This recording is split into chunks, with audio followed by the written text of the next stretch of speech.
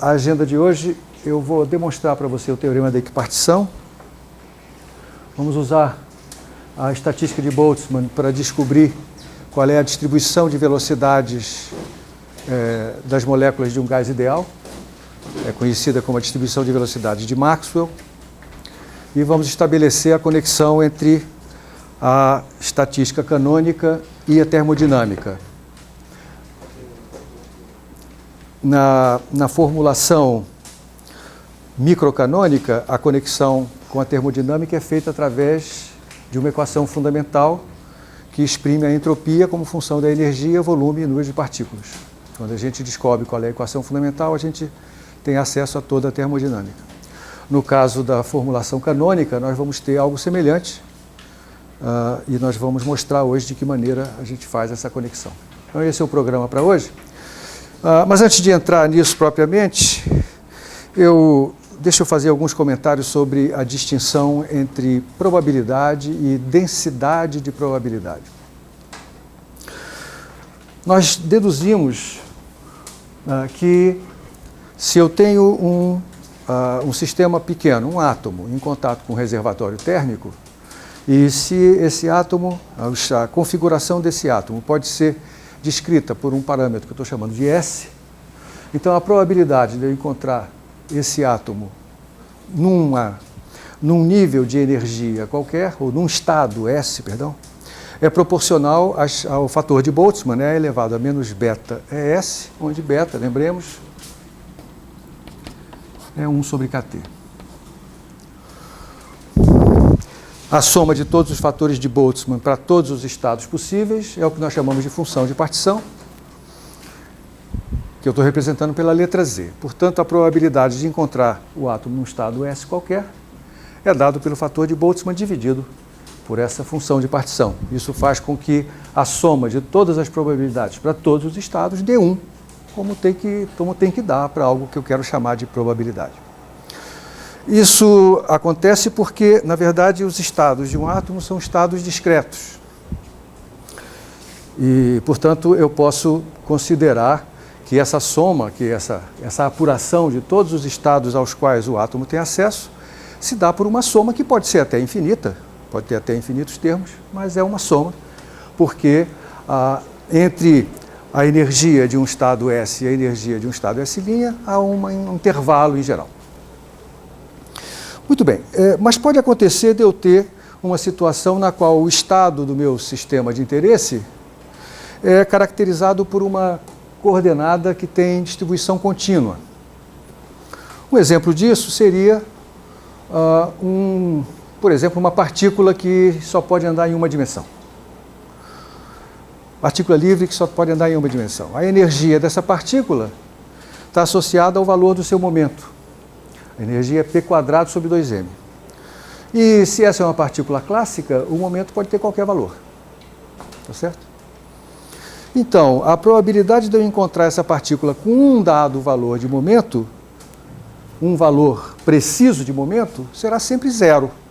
Porque como eu tenho infinitas possibilidades, esse infinito é contínuo, a chance de eu fazer um número grande de experiências e encontrar um determinado valor desse momento é nulo. Por isso mesmo é que é conveniente a gente introduzir a noção de densidade de probabilidade. E na hora que eu vou me referir a um sistema que é caracterizado por uma variável contínua, na verdade eu vou sempre me perguntar qual é a probabilidade de eu encontrar esse sistema com um valor dessa coordenada dentro de um certo intervalo. Essa probabilidade é não nula. Essa probabilidade é obtida multiplicando-se a densidade de probabilidade pela largura desse intervalo, se ele for pequeno o suficiente. Ou, de uma forma geral, pela integral dessa densidade de probabilidade em todo o intervalo de interesse. Então, o que eu estou dizendo é o seguinte: se nós temos Q, uma variável contínua,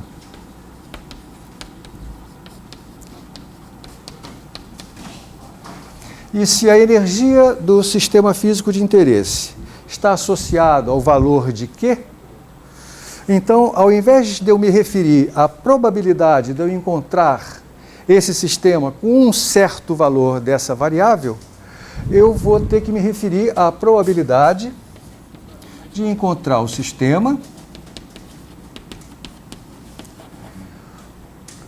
com um valor de Q que está num intervalo entre, sei lá, um certo Q0 menos ΔQ sobre 2, Q0 mais ΔQ sobre 2. Neste caso, a função que está associada ao fator de Boltzmann tem que ser interpretada como uma densidade de probabilidade, e se esse ΔQ for pequeno o suficiente, essa probabilidade será igual à densidade de probabilidade, P de Q, vezes ΔQ, que é a largura do intervalo. De uma forma mais geral, se ΔQ não é infinitesimal, então essa probabilidade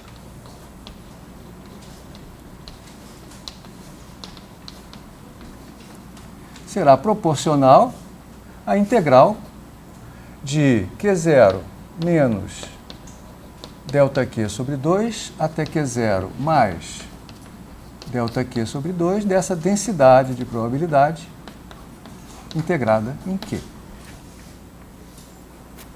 Tá? Muito bem.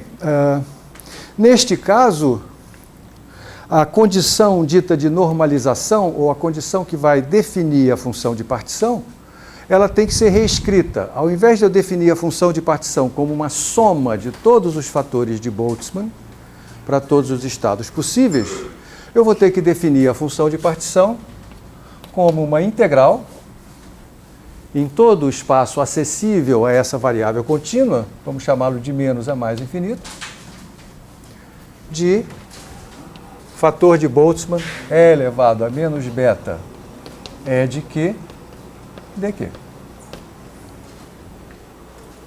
Tá certo? Entenda, isso aqui é apenas uma maneira de reescrever a função de partição para um sistema cuja energia é caracterizada por uma variável contínua. Eu passei de uma soma para uma integral. Tá? Muito bem. Então, vamos considerar um sistema desse tipo para o qual a energia é caracterizada por uma função quadrática de uma variável contínua. Então, a energia depende de uma certa variável contínua Q e ela é quadrática nessa energia. Vamos ver que implicação isso tem. Muito bem, então, este é o caso que vai nos interessar nesse momento. É o caso em que a energia depende quadraticamente dessa variável contínua. Então, o que eu vou fazer com ela é o seguinte. Primeiro, vou calcular a função de partição associada a esta forma da energia. Isso aqui é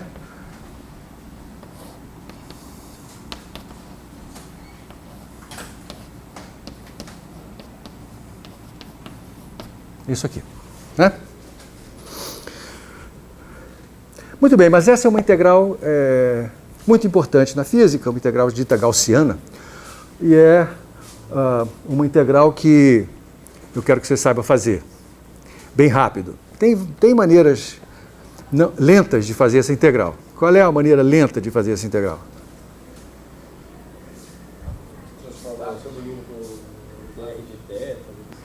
Essa é a maneira rápida. Eu estou querendo uma maneira lenta.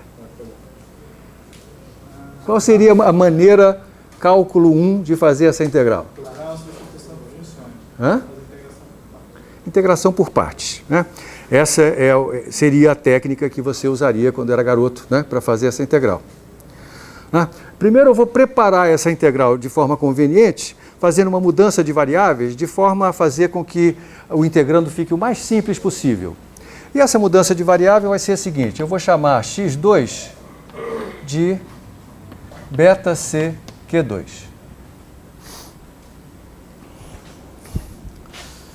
Tá bom? Ou x igual a raiz de beta C Q. Você está vendo por que eu estou fazendo essa mudança, né? Para fazer com que a exponencial fique com um argumento muito simplesinho. Mas, claro, eu vou ter que mudar a variável de integração. Então, dx é raiz de beta c dq, e essa integral passa a ser, onde tem dq eu boto dx sobre raiz de beta c, 1 sobre a raiz de beta c, que multiplica a integral. Bom, vamos ver, quando q é menos infinito, x também o é. Quando q é mais infinito, x também o é. Então a integral continua sendo de menos a mais infinito. É a menos x2 dx. Essa é a forma clássica da integral gaussiana. Como o Rafael disse, essa integral pode ser calculada por partes. Mas eu quero mostrar para você um truque sensacional que vai nos ajudar não só para resolver, para calcular integrais como essa, mas para resolver outras integrais que são parentes dessa. Considere para isso a seguinte integral. Integral de menos a mais infinito de e a menos alfa x2 dx. É essa daqui, né? Muito bem, agora vamos multiplicar essa integral por si própria. I quadrado é a integral de menos a mais infinito de e menos alfa x2 dx, multiplicada por ela mesma. Mas a variável de integração é uma variável muda, né? Então eu vou usar na segunda integral a variável y. E isso eu posso escrever como uma integral dupla sobre todo o espaço de e elevado a, multiplico isso por isso, quer dizer, some-se os expoentes, menos alfa x2 mais y2. Alguém poderia dizer, ué, você está complicando a integral ao invés de simplificá-la. Mas é só ilusão, porque o próximo passo é o seguinte, eu vou mudar de coordenadas. Ao invés de usar coordenadas cartesianas, vou usar coordenadas polares. Quando eu uso coordenadas polares, então aqui está o eixo x, aqui está o eixo y, então x2 mais y2 é R2. E o elemento de área dx, dy em coordenadas cartesianas passa a ser r dθ dr. Não é isso? Então essa integral eu escrevo em coordenadas polares assim. Depois vamos nos preocupar com os limites. Isso aqui é e elevado a menos alfa R2, isso aqui é R dr dθ. Quais são os limites de integração? O limite de integração em θ é de 0 a π, porque eu quero percorrer o espaço inteiro. De 0 a 2π, perdão. Porque quero percorrer o espaço inteiro. Em R é de 0 a infinito. E veja só o que eu ganhei. Em primeiro lugar, a integral em θ é trivial. O integrando não depende de θ. Então isso aqui dá um fator 2π aqui do lado de fora. E essa integral aqui que sobrou, também é uma integral simples, porque o aparecimento do R no integrando faz com que eu possa manipular muito facilmente o integrando para que isso aqui seja uma diferencial exata. Porque a derivada de e a menos alfa r quadrado é e a menos alfa r quadrado, regra da cadeia, vezes a derivada do argumento, do expoente, que é menos 2 alfa r. O r já está aqui. Então eu multiplico e divido por menos 2 alfa,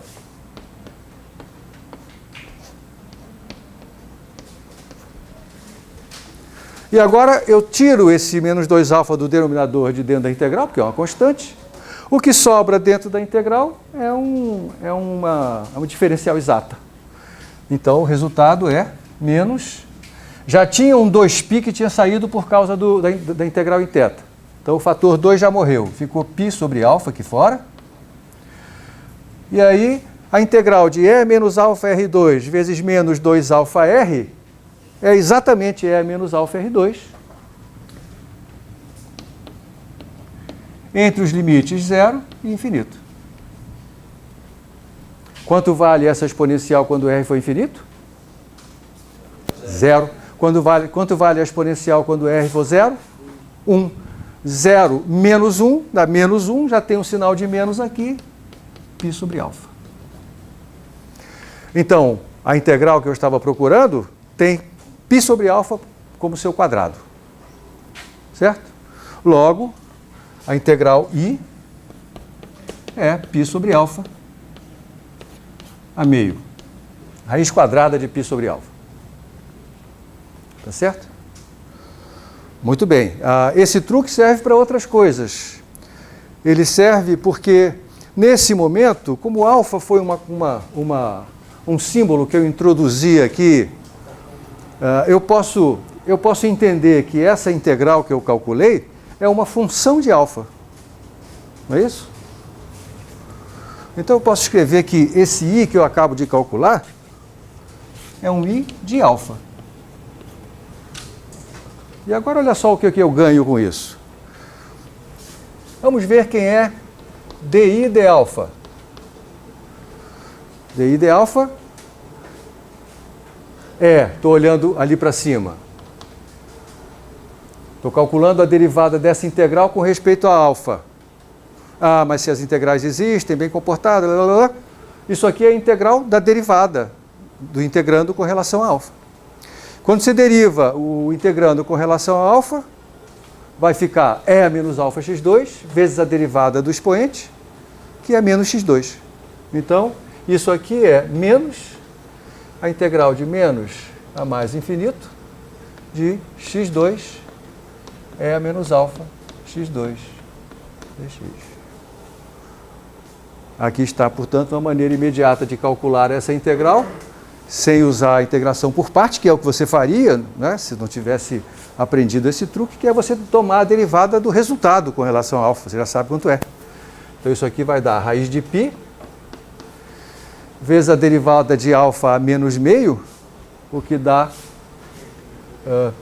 menos meio, alfa a menos 3 meios, e, portanto, a integral de menos a mais infinito de x2 E a menos alfa x2 é igual a metade de raiz de π sobre alfa ao cubo.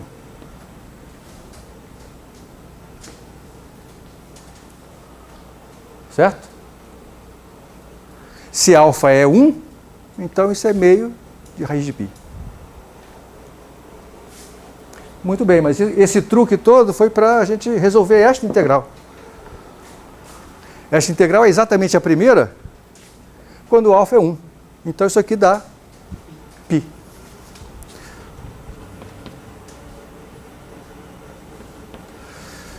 Vou escrever assim, π sobre raiz de c, 1 sobre raiz de beta, mais 1 sobre raiz de beta. Desculpa, obrigado. Isso é raiz de π sobre c, que multiplica 1 sobre raiz de beta,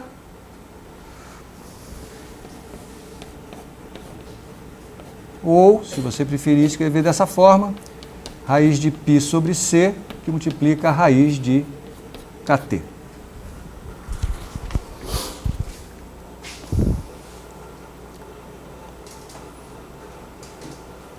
Tá bom? Então eu sei calcular a função de partição para qualquer sistema físico cuja energia dependa quadraticamente de uma variável contínua. Se eu sei calcular a função de partição, aprendemos na última aula, eu sei calcular qual é a energia média desse sistema. Aprendemos na aula passada que a energia média, como é que eu calculo ela quando eu sei a função de partição? É menos 1 sobre z, dz de beta. Aqui está z como função de beta, depende de beta a menos meio, né? Então isso aqui vai dar menos 1 sobre z, então é raiz de c sobre π, raiz de beta, esse é o 1 sobre z. E dz de beta vai dar uma raiz de π sobre c, vezes a derivada de beta a menos meio, que é menos meio, beta a menos 3 meios. Essa raiz de c sobre π com a raiz de π sobre c vai embora, o sinal de menos também. Isso aqui dá meio. Isso aqui é beta meio, beta menos 3 meios, dá beta menos 1. Isso aqui é o meio de 1 sobre beta, que é meio de kT. Este, meus caros, é o teorema da equipartição, que nós estamos usando desde o início do semestre, aí está a justificativa para ele, né? Observe que isso não é verdade sempre. Quais são as condições para que esse resultado seja verdadeiro? É preciso que eu esteja aplicando o teorema da equipartição a um sistema físico cuja energia depende de forma quadrática de uma variável contínua. Certo? Uma variável contínua. Portanto,